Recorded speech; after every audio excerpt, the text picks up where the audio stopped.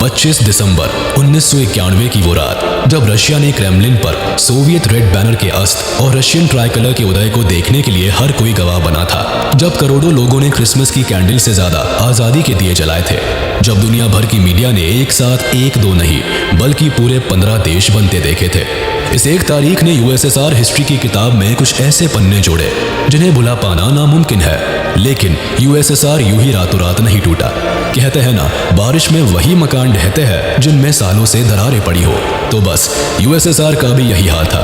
1985 से लेकर 1991 के बीच हुए इंसिडेंट्स ने यूएसएसआर की जड़ों को कमजोर कर दिया था, जिस कारण 1991 के एक आखिरी झटके ने यूएसएसआर को 15 टुकड़ों में बांट दिया। The Soviet leader Mikhail Gorbachev made any public pronouncement on the nuclear disaster returnable. A day when Mikhail Gorbachev resigned as the president of the Soviet Union. Tonight, the Gorbachev era has at last come to an end. President Gorbachev has resigned. सबसे पहले आपको ये जानना होगा कि आखिर USSR ने कैसे दुनिया में अपना अस्तित्व बनाया, कैसे यूएसएसआर नाम का देश एग्जिस्टेंस में आया। तो बात 1917 की है, जब पूरी दुनिया वर्ल्ड वॉर 1 के लास्ट फेज से गुजर रही थी। At that time October revolution भी अपने चरम पर था। अक्टूबर रेवोल्यूशन को लोग बोल्शेविक रेवोल्यूशन के नाम से भी जानते हैं। इस रेवोल्यूशन को व्लादिमीर लेनिन ने खूब बढ़ चढ़कर लीड किया, जिसमें बोल्शेविक्स ने लेनिन की लीडरशिप में रशियन प्रोविजनल गवर्नमेंट को उखाड़ फेंका। जिसके बाद लेनिन ने 1917 से लेकर 1922 तक अपनी हर मुमकिन कोशिश के साथ सभी सिविल वॉर्स को शांत कराया और लोगों में अपनी एक अलग पहचान बनाई। इस वक्त हर तरफ लेनिन की लीडरशिप की गाथा पूरी दुनिया में गाई जा रही थी। लेनिन ने भी इसका फायदा उठाया और एक नया नेशन सोवियत यूनियन की स्थापना की। 1922 में सोवियत यूनियन यानी यूएसएसआर दुनिया का सबसे बड़ा नेशन बनकर उभरा, जो पूरे 15 देशों से मिलकर बना था, जिसमें Armenia, Azerbaijan, Belorussia, now Belarus, Estonia, Georgia, Kazakhstan, Kirghizia, now Kyrgyzstan, Latvia, Lithuania, Moldavia, now Moldova, Russia, Tajikistan, Turkmenistan, Ukraine and Uzbekistan आते थे। यूएसएसआर को फॉर्म करने के कारण इसके पहले प्रेसिडेंट का ताज भी व्लादिमीर लेनिन को ही पहनाया गया। अब यूएसएसआर के बारे में आगे जानने से पहले आप ये जान ले कि आखिर यूएसएसआर है क्या। यूएसएसआर यानी the union of Soviet socialist republics एक ऐसा देश था जो कि 15 देशों को जोड़कर बनाया गया था, जिसके कारण ये नेशन पूरी दुनिया में सबसे ज्यादा एरिया कवर करता था। देखा जाए तो यूएसएसआर रियल डेमोक्रेसी को फॉलो करने की विचारधारा के साथ जन्मा था, लेकिन वक्त के साथ साथ डेमोक्रेसी कब ऑथोरिटेरियन राज में बदल गई ये किसी को नहीं पता चला। लेनिन का मकसद तो यूएसएसआर के सभी लोगों को एक करना और अपने देश में डेमोक्रेसी लाना था, लेकिन इससे पहले ये इस काम में सफल होते 1924 में इनकी मौत हो गई, जिससे इनका सपना भी इनकी तरह ज्यादा समय तक यूएसएसआर पर राज नहीं कर पाया। लेनिन की मौत के बाद जोसेफ स्टालिन को यूएसएसआर का नया प्रेसिडेंट चुना गया, जिसने डेमोक्रेसी को ऑथोरिटेरियन रूल में कन्वर्ट करने में कोई कसर नहीं छोड़ी। स्टालिन के राज में सिंगल पार्टी सिस्टम आया, जहां केवल कम्युनिस्ट पार्टी को ही यूएसएसआर पर राज करने का अधिकार था, यानी पूरे देश में केवल कम्युनिस्ट पार्टी ही रहेगी। कोई अदर पॉलिटिकल पार्टी बनाने का हक किसी को नहीं था। इस सिस्टम के साथ स्टालिन ने रैपिड इंडस्ट्रियलाइजेशन और फोर्स्ड कलेक्टिवाइजेशन को भी बढ़ावा दिया, जिसने इनके इकोनॉमिक ग्रोथ में बढ़ावा तो दिया, लेकिन इसके कई कॉन्सिक्वेंसेस भी हुए, जिसमें 1930 की फेमाइन को आज भी याद किया जाता है। इस फेमाइन में मिलियंस ऑफ पीपल की जान गई थी। इन सभी का कारण भी स्टालिन ही था, लेकिन उसे लोगों से कोई फर्क नहीं पड़ता था।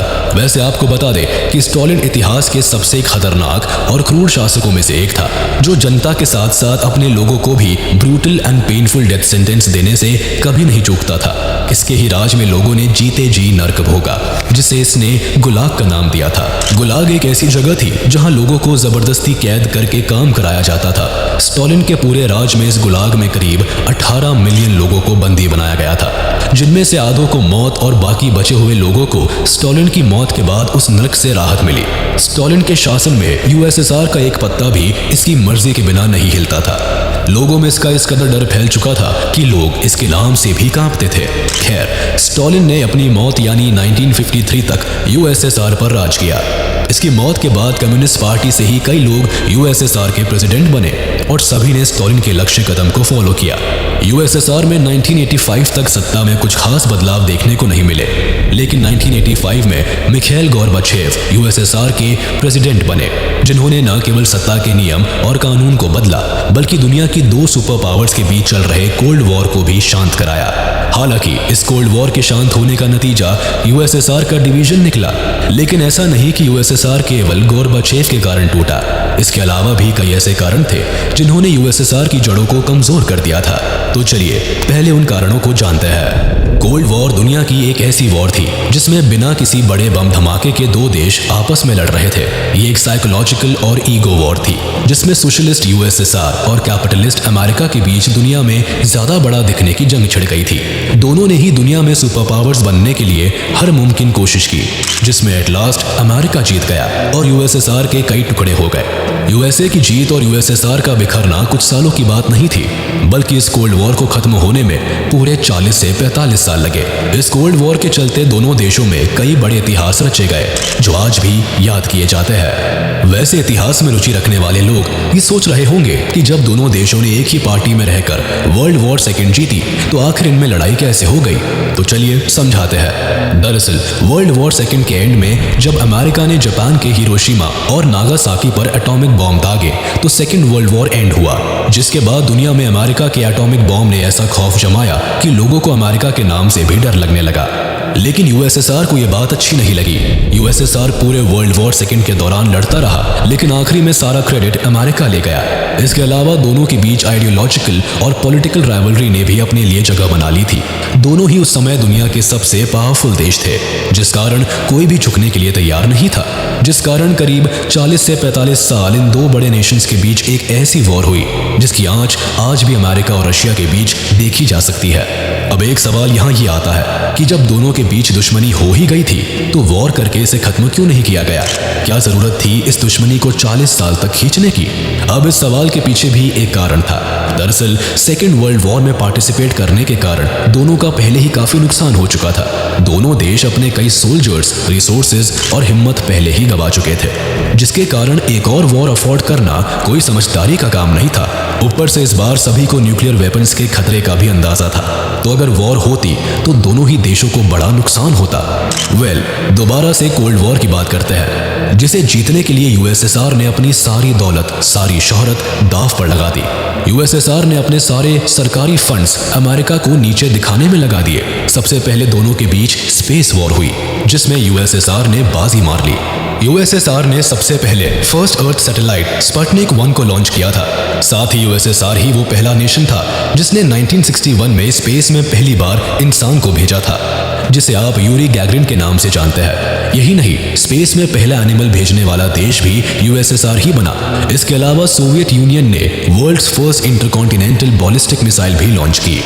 यही नहीं, यूएसएसआर ने पूरी दुनिया की कम्युनिस्ट पार्टीज को गैजेट्स और हथियार दिए। साथ ही इन्होंने अपनी मिलिट्री पर भी काफी पैसा खर्च किया। इन्होंने अपनी मिलिट्री को काफी बड़ा किया, जिसमें काफी पैसा लगा। इस दौरान यूएसएसआर ने अपने कई न्यूक्लियर वेपन्स पर भी काम किया।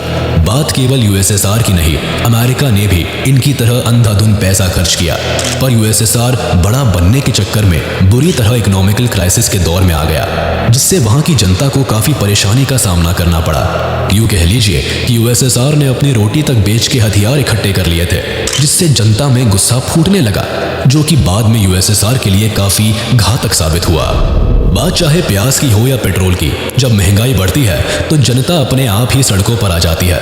यूएसएसआर ने कोल्ड वॉर के चक्कर में अपने सरकारी खजाने को पूरी तरह खाली कर दिया था। यूएसएसआर ने उस समय अपने लोगों के लिए कुछ नहीं किया, जिससे यहाँ की हालत और खराब होती चली गई। यूएसएसआर की इकोनॉमी साल दर साल घटती ही जा रही थी।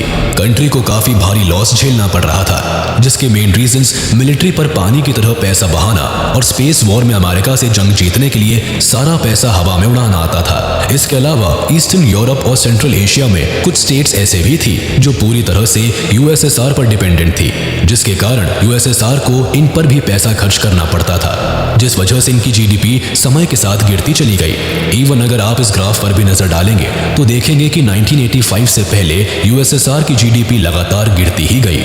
यूएसएसआर बना तो एक डेमोक्रेटिक सोच के साथ था, लेकिन ऑथोरिटेरियन रूल में यहाँ के लोगों को अपनी मर्जी से सांस तक लेने की इजाजत नहीं थी। One nation one party policy के चलते करीब 70 साल तक यहाँ कम्युनिस्ट पार्टी ने रूल किया, जिस कारण पार्टी के ही लोगों ने सरकारी खजाने को चुराना शुरू कर दिया। यानी पार्टी के लोगों ने इतने सालों में जमकर करप्शन किया। साथ ही नेपोटिज्म और लैक ऑफ ट्रांसपेरेंसी भी गवर्नमेंट को वीक करता चला गया। इसके अलावा गोरबचेव की पॉलिसीज के चलते पार्टी के अपने ही लोगों में लड़ाई होने लगी। पार्टी दो हिस्सों में बढ़ती नजर आई, जिससे सरकार एक समय पर आकर इतनी वीक हो गई कि अपने बिखरते हुए यूएसएसआर को नहीं संभाल पाई। लोगों में अब नेशनलिज्म की भावना पनपने लगी थी। इसका एक कारण पड़ोसी देश की प्रोग्रेस और ग्रोथ भी था। लोगों ने जब देखा कि यूरोपियन स्टेट्स तो दिन पर दिन प्रॉस्पेरस होते जा रहे हैं, पर हमारी सरकार हमारे देश को बर्बाद कर रही है, अब यूएसएसआर के लोगों ने भी पीसफुल प्रोटेस्ट शुरू कर दिए। इन प्रोटेस्ट की शुरुआत सबसे पहले बाल्टिक रिपब्लिक्स एस्टोनिया, लैटविया और लिथुएनिया ने की। इसका एक रीजन ये भी था कि वर्ल्ड वॉर 2 के पहले ये देश आजाद थे, लेकिन जब वर्ल्ड वॉर 2 खत्म हुई तो यूएसएसआर ने इन्हें भी जबरन खुद में शामिल कर लिया। अब इन्हें देखकर बाकी यूएसएसआर स्टेट्स ने भी अपनी फ्रीडम की डिमांड की। लोग अब कम्युनिस्ट पार्टी की तानाशाही से परेशान हो गए थे। हाँ, लेकिन यहाँ अभी भी कुछ एशियन कंट्रीज शांत थी, क्योंकि वो पूरी तरह से यूएसएसआर पर डिपेंडेंट थी। पर अब यूएसएसआर की सरकार भी इन सभी प्रोटेस्ट को हल्के में लेने लगी थी, और यही इनकी सबसे बड़ी भूल थी। अब आगे बढ़ने से पहले हम आपको बता दें कि डिसइंटीग्रेशन ऑफ यूएसएसआर केवल कुछ दिनों या महीनों में नहीं हुआ था, बल्कि इसके टूटने के पीछे कई लड़ाइयाँ और कई कहानियां हैं। यूएसएसआर को 15 देशों में बांटने के लिए पहले एक नहीं बल्कि कई लड़ाइयाँ लड़ी गई। लोगों ने सड़कों पर उतरकर अपनी मांगें रखी, कई प्रोटेस्ट किए, जिसके कारण पूरे यूएसएसआर में आज़ादी की मांग तेज हो सकी।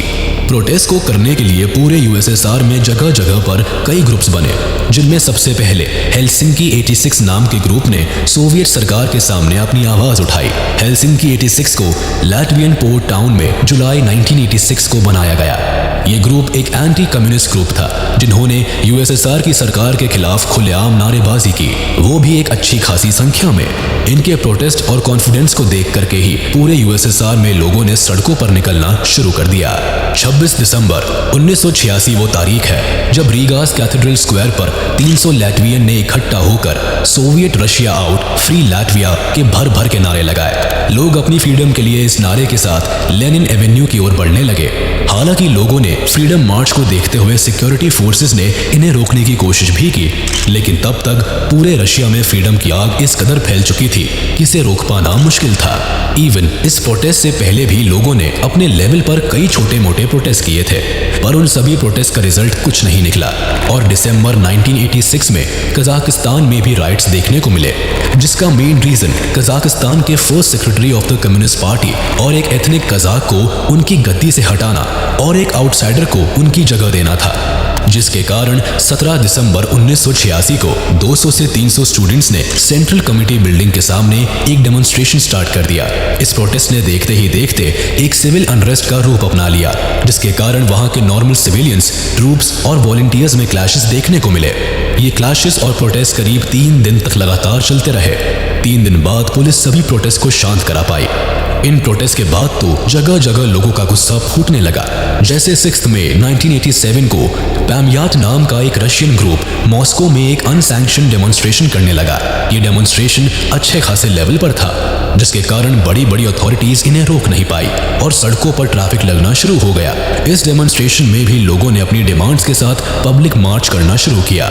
इसके बाद 25 जुलाई 1987 को करीब 300 क्राइमीन टैटर्स ने क्रेमलिन वॉल के सामने एक नॉइजी डेमोन्स्ट्रेशन किया, जो कि कई घंटों चला। यहाँ भी पुलिस और सोल्जर्स की निगरानी में ही प्रोटेस्ट हुआ। यहाँ प्रोटेस्टर्स ने अपनी डिमांड सबके सामने रखी। अगेन 23 अगस्त 1987 को तीनों बाल्टिक कैपिटल्स ने मिलकर थाउजेंड्स ऑफ नंबर्स में इकट्ठे होकर अपनी आज़ादी की मांग की और अपना इंडिपेंडेंस सॉन्ग भी गाया। इस भारी भीड़ पर नजर रखने के लिए भी पुलिस वहां लगातार पहरा देती रही, लेकिन इनकी पब्लिक मीटिंग या प्रोटेस्ट में किसी ने दखल अंदाजी नहीं की। यही नहीं, इस बार लोगों की संख्या इतनी ज्यादा थी कि प्रेस ने भी इस पूरे प्रोटेस्ट को अच्छे से कवर किया। इससे पहले 14 जून 1987 को करीब 5000 लोगों ने एक साथ इकट्ठा होकर अपनी फ्रीडम की मांग की। अब ऐसा नहीं था कि ये सारे मूवमेंट्स सोवियत गवर्नमेंट को दिख नहीं रहे थे, बस इस बार वो लोगों को हल्के में लेते चले गए। उन्होंने कभी सपने में भी नहीं सोचा था कि ये छोटे छोटे प्रोटेस्ट ही एक दिन उनके देश को टुकड़ों में बांट देंगे। इस प्रोटेस्ट को भी पुलिस के द्वारा ही पूरे टाइम कंट्रोल किया गया, लेकिन यहाँ भी पुलिस ने किसी को एक शब्द भी नहीं कहा, जिस कारण पूरे बाल्टिक नेशंस में और कॉन्फिडेंस आया और लोगों ने बढ़ चढ़कर सभी सभी मूवमेंट्स को करना शुरू कर दिया। इसके बाद तो कई प्रोटेस्ट हुए। किसी में पुलिस ने चुप्पी मार के लोगों के गुस्से के सामने अपने हथियार डाल दिए, तो कहीं पुलिस सिविलियन से भिड़ गई, लेकिन किसी को भी रोकने का कोई फायदा नहीं हुआ। पहले केवल बाल्टिक नेशंस में, फिर धीरे धीरे करके पूरे यूएसएसआर ने इन प्रोटेस्ट को बढ़ावा दिया, जिसका एंड रिजल्ट तो आप जानते ही है। दरअसल वर्ल्ड वॉर सेकेंड के बाद जर्मनी को भी दो पार्ट्स में डिवाइड कर दिया गया था, वो भी एक वॉल खड़ी करके, जिसे आप बर्लिन वॉल के नाम से जानते हैं। जहां एक तरफ तो वेस्ट बर्लिन था, जहां लोग फुल ऑन डेमोक्रेसी, फ्रीडम और एक नॉर्मल जिंदगी को एंजॉय कर रहे थे और खुश थे। वहीं दूसरी ओर ईस्ट जर्मनी था, जहां लोग तानाशाही से परेशान थे। इन दोनों को अपनी सरकार के इशारों पर ही नाचना पड़ता था। इस कारण ईस्ट बर्लिन के लोग वेस्ट बर्लिन में जाने के लिए परेशान होते, लेकिन उन्हें ये करना अलाउड नहीं था। सरकार ने लोगों के माइग्रेशन को रोकने के लिए ही कई बैरिकेड्स, वायर्स, वॉल्स और ना जाने कितने कितने जुगाड़ क्यों ना लगा दिए, लेकिन लोग तब भी दूसरी साइड जाने के लिए कोई ना कोई जुगाड़ लगा ही लेते। कभी वो दीवार कूद के दूसरी ओर जाते, तो कभी सीढ़ियां लगाकर। इवन कई लोग तो अपने घरों की विंडो से भी दूसरी ओर कूद जाया करते थे। बस फिर आखिरी में गवर्नमेंट ने वॉल को लेकर बॉर्डर पर स्ट्रिक्ट रेगुलेशंस को ईज डाउन करने का फैसला लिया, लेकिन इससे पहले गवर्नमेंट कुछ करती, लोगों ने खुद ही बर्लिन वॉल को गिरा दिया, जिसने यूएसएसआर स्टेट्स पर काफी प्रभाव डाला। यूएसएसआर सिटीजन्स ने बर्लिन वॉल के गिरने से इतनी इंस्पिरेशन ली कि वो सब भूल भाल के बस अपनी जिंदगी की मांग करने लगे। फॉल ऑफ बर्लिन वॉल से यूएसएसआर सिटीजन्स को अपनी आज़ादी के चांसेस भी दिखने लगे। उन्हें लगा कि जब जर्मनी के लोग अपनी आज़ादी के लिए लड़ सकते हैं, तो हम क्यों नहीं। 1985 में मिखाइल गोर्बाचेव को यूएसएसआर का प्रेसिडेंट चुना गया। गोर्बाचेव के सोचने और काम करने का तरीका कम्युनिस्ट पार्टी से जरा हटकर था। इन्होंने आते ही सबसे पहले अपनी जनता की भलाई के लिए काम किया। इन्होंने अपने देश की गिरती इकोनॉमी को बढ़ाने के लिए फौरन कुछ स्टेप्स लिए, जो इनकी खुद की पार्टी को पसंद नहीं आए। गोर्बाचेव ने मेनली दो बड़ी और अनएक्सपेक्टेड पॉलिसीज को इंट्रोड्यूस किया, जिसमें पहली ग्लासनोस्ट और दूसरी पेरेस्ट्रोइका थी। ये दोनों रशियन शब्द है, जिनका मतलब ओपननेस और रिस्ट्रक्चरिंग है। अब ग्लासनोस्ट यानी ओपननेस के अकॉर्डिंग यूएसएसआर की आम जनता को लिबर्टी प्रोवाइड की गई, जिसके लिए वो सालों से डिमांड कर रहे थे। इस पॉलिसी के अकॉर्डिंग अब वहां की जनता को फ्रीडम ऑफ स्पीच जैसे राइट्स थे। वो अपनी मर्जी से अपनी जिंदगी जी सकते थे। इवन मीडिया को भी कुछ फ्रीडम दी गई। वो अब अपने मन से कुछ भी छाप सकती थी।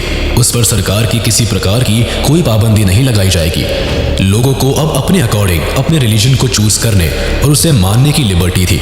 इसके अलावा हंड्रेड्स ऑफ फॉर्मर पॉलिटिकल डिसीडेंट्स को भी जेल से रिहा किया गया। दूसरी पॉलिसी आती है पेरेस्ट्रोइका यानी रीस्ट्रक्चरिंग, जिससे यूएसएसआर का इकोनॉमिक ट्रांसफॉर्मेशन भी हुआ।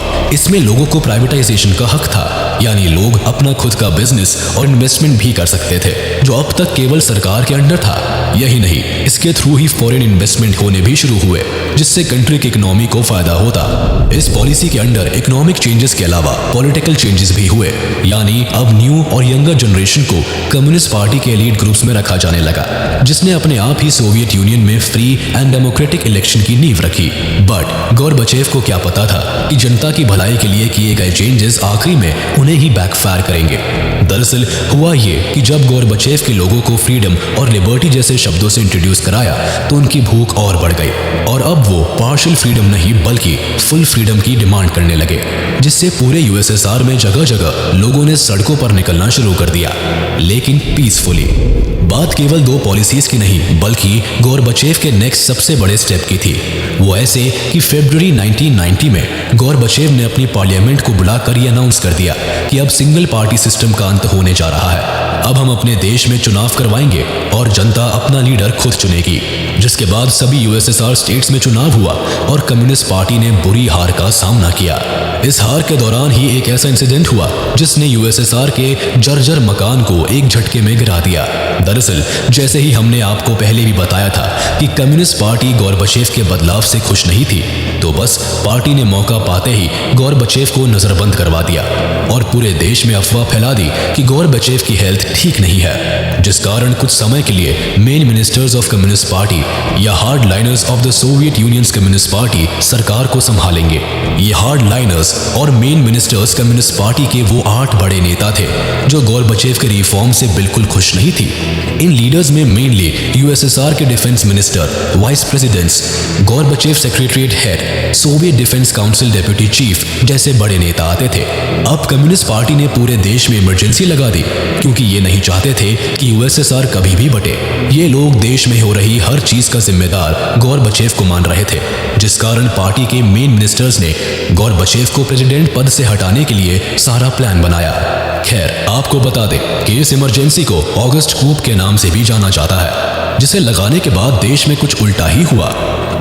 जहां पूरे देश की सड़कें खाली दिखनी चाहिए थी, वहां अब लोग सड़कों पर उतर आए थे। बात हाथ से निकल चुकी थी। लोग कम्युनिस्ट पार्टी के इस डिसीजन को काफी बुरी तरह इग्नोर कर रहे थे। ये देख के सरकार ने सड़कों पर अपनी ही आर्मी को खड़ा कर दिया और प्रोटेस्ट शांत कराने का आदेश दिया, लेकिन अपनी ही जनता पर गोली बरसाने के लिए आर्मी ऑफिसर्स ने भी इनकार कर दिया और तब हुआ असल सत्ता पलट। अब हर प्रोटेस्ट या रेवोल्यूशन को लीड करने के लिए कोई ना कोई तो हमेशा ही दीवार की तरह खड़ा होता है। ऐसा ही इस प्रोटेस्ट में भी हुआ। बोरिस येल्टसिन के नाम के एक कम्युनिस्ट पार्टी लीडर ने ही अब अपनी पार्टी से अलग होने का फैसला लिया और अपने देश की जनता की डिमांड्स को पूरा करवाने के लिए उनके साथ सड़कों पर उतर आए। यूएसएसआर को तोड़ने में इनका भी एक बड़ा योगदान था। ये चाहते थे कि सभी देशों को आज़ादी मिले और सभी अपने अनुसार रह सके। बोरिस येल्टसिन की कमाल की लीडरशिप क्वालिटी और प्रोटेस्ट के दौरान लोगों की मदद के चलते जब रशिया यूएसएसआर से अलग हुआ तो चुनाव के बाद इन्हें ही रशिया का फर्स्ट प्रेसिडेंट चूज किया गया। जनता के लिए ये एक नेशनल हीरो बन गए थे जिन्होंने उन्हें आज़ादी दिलाई। 8 दिसंबर 1991 यूएसएसआर के 3 बड़े देश रशिया, यूक्रेन और बेलारूस ने मिलकर 1922 की यूएसएसआर ट्रीटी को रद्द करके खुद को एक इंडिपेंडेंट नेशन अनाउंस कर दिया। इन तीनों देशों के आज़ाद होने के बाद यूएसएसआर टूट गया। बाकी देशों ने भी एक एक करके अपनी इंडिपेंडेंस घोषित कर दी। साथ ही 26 दिसंबर 1991 को गोर्बाचेव ने भी अपनी पोस्ट से रेजिग्नेशन दे दिया, जिससे इतिहास के सबसे बड़े देश, सबसे बड़ी सुपर पावर का अंत हुआ।